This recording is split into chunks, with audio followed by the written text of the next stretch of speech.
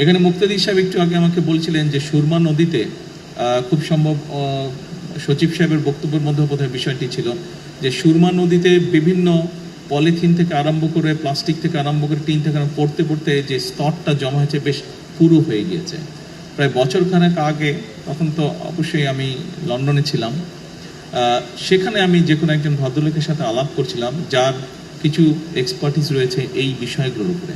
এবং ঢাকার যে বুড়িগঙ্গা নদীর কথা আপনারা সকলেই জানেন, নাম শুনেছেন, সকলে না দেখলেও নাম শুনেছেন।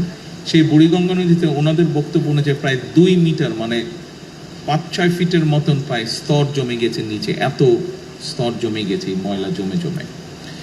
এই বিষয়টি কম বেশি প্রায় সবগুলো বাংলাদেশের শহরের ক্ষেত্রেই প্রযোজ্য, এবং এই বিষয়টিকে যদি আমরা এখনই অ্যাড্রেস করা না ধরি তাহলে একটা সমস্যার মধ্যে পড়তে হবে। বুড়িগঙ্গা নদীর পানি অসম্ভব রকম বিষাক্ত হয়ে গিয়েছে।